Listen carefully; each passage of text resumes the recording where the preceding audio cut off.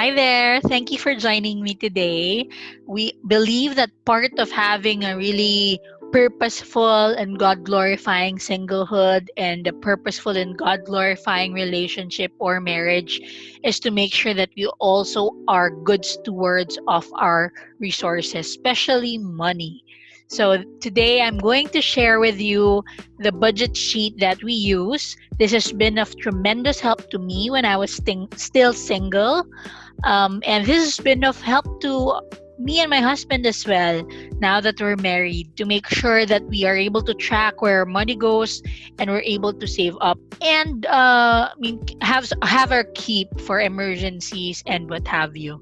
Okay, so we'll be sharing this sheet with you for free. Just go to the link below. You can download the sheet from our blog or website at redefiningus.co. But this video is for me to explain to you how it works. All right. So when you go to the sheet, you'll see different tabs, 5 main ones, and then one tab for each month. So the numbers here are a tab for each month. So of course, please go through the info tab first. This has some explanation on what the different tabs are, but I'll leave that up to you to read. My intent is for me to go through how you're going to use this basically. All right, so first thing you have to do is set up this sheet by filling out the dashboard tab. So when you initially get your hands on this, make sure to set this up correctly. So it said here, number 1, if you're starting with some money, update the details here in the dashboard tab. So just click on this, and then there's a column here for the starting money. So for example, you already have 10,000 pesos or dollars on hand. You'll see that there will be a note here indicating if there's a discrepancy. So because you mentioned that you had starting money, you have to reflect where that is. So let's say 5K is in the bank, 5K is on hand, and then maybe you have 1,000 starting savings. So you already have 1,000 somewhere. This one you have 0 and 0 for that.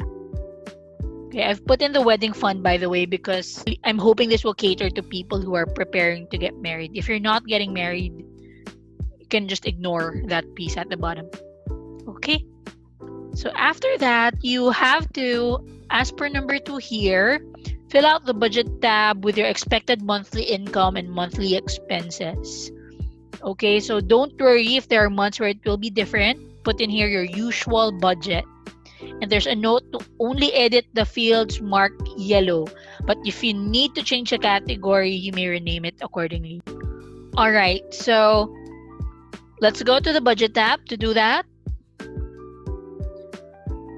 Okay, you can see here that I tried to do some input already. Let's bring this back to 51K. So assuming that you have a gross income of 51K and this is your breakdown, so you won't see any errors. This just shows what percentage goes to which category. There's a graph view here. But let's try to edit this. For example, your income is actually 55,000. You'll see that there's going to be an error that will come up. So you just have to make sure that you match the gross with the totals in here. All right, so you have to make sure to do that so that the rest of the tabs won't get messed up. So for example, the 3K is for emergency money. Just an example. Okay, so what we're intending to do now that you're set up is you're actually just indicating to the sheet that, okay, I have this money on hand and I want to account for this. That's what we did first with the dashboard tab. And you also want to instruct this sheet that this is my usual monthly budget, because what you input here is taken into the rest of the monthly tabs. All right, so I'll talk through that later on, but it's all automatically populated in here in the per month tab. Okay, So let's go back to the info sheet. Okay, before the start of each month, as I was saying, you have to go to the corresponding month and check if you're expecting the income and the expenses indicated in the sheet. So this just means, for example, at the start of January or before January starts, I'll go in here. The usual budget is populated automatically, but there might be times because it's January, for example, and there's extra income that you're expecting from Christmas gifts or what have you. For example, you're expecting to get an extra 9,000. You can actually go in and edit this planned area. Okay? But an error will come up. You just have to make sure that whatever you update here manually, you have to make sure that the income planned is the same total as the expenses planned. So you have a missing, how much here? 9,000. So you have to reflect that somewhere, maybe in the savings. Okay, so that error will be gone. And whatever you changed here won't really affect the budget sheet. So this will be kept as is. And the rest of the sheets here won't be affected as well. So it's just this month where you made your tiny tweaks. Okay? So we've done that. It says here, yeah, actually we've done that. We've completed the needed setup at the start of each month. And what you need to maintain daily or weekly, whatever works for you. For us, it's really supposed to be daily. I do it every week though, most of the time. But I make sure to track all the transactions I make, whether that be income or expenses. And you can do that in the transactions tab. Okay, so just fill this out. For example, January 2, 2020. I spent, let me go here first. January 2, 2020, I earned 40,000, for example, for my 20,000 for my income. And that's salary one. So the category here is a drop down actually. I just knew that it was salary one, but you can take a pick from the drop down box. For example, I bought milk tea. Oops, sorry. I bought 200 pesos worth of milk tea. And that is categorized as food for me. So that's an example. You can just do this regularly. You make sure to maintain this. Track all the expenses that you have, because really the best way to make sure that you stick to your budget is to track what you're spending. Okay.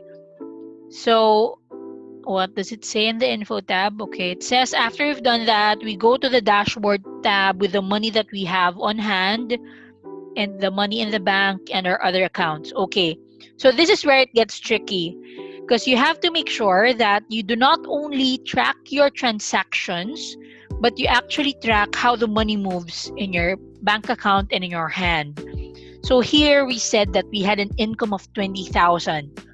So, and we spent 200 pesos. Okay, let's assume that the 20,000 came in through the bank and the 200 pesos was spent from your cash on hand. Okay, so we have to go back to the dashboard and reflect the additional 20,000 here. All right. And as you can see, this automatically tells me that there's excess money. So this should always be zero. The discrepancy should always be zero to indicate that you've accounted for your money properly and that you're not spending beyond your means. So why do we have a 200 peso discrepancy? That's because I did not reflect yet that we already spent money for the milk tea. So I don't have 5,000 pesos anymore. I only have 4,800 because I spent that money for milk tea. And that'll be zero. All right. So this says that this means having no error in here means that you are accounting for everything that you've spent, everything that has come in. And if you check the monthly tab, this actually will help you check your trend on where money goes and what have you. So, and how much money you still have left for that category. So you'll see that it automatically populated the food category with the 200 pesos spending, and it also automatically updated the salary one category here with the 20,000 I earned. So if you want to check how you're doing for the entire year, um, you can look at the this year tab, which shows you a running total and a graph. So you'll see the net is that I haven't spent 19,800 yet from the 20,000 that I've earned. So this will automatically get updated. Okay? So that's basically how it works. So imagine doing this regularly. You'll be able to monitor where your money goes and make sure that no single peso or dollar or centavo is missing. Okay? So just a note here, if you go back to the info sheet, you'll see that there's a do not touch hidden sheet somewhere in here. So it's somewhere hidden. Just kindly don't change that. And some of the cells here are also locked. So just update what you're asked to update. And let me know if you have any trouble with it. Just comment here or send us an email at natzandmeki@gmail.com, and we'll help you out with using this budget sheet. All right. We hope this helps you in some way, the same way that it has helped us as well. Thank you for joining us. Bye-bye.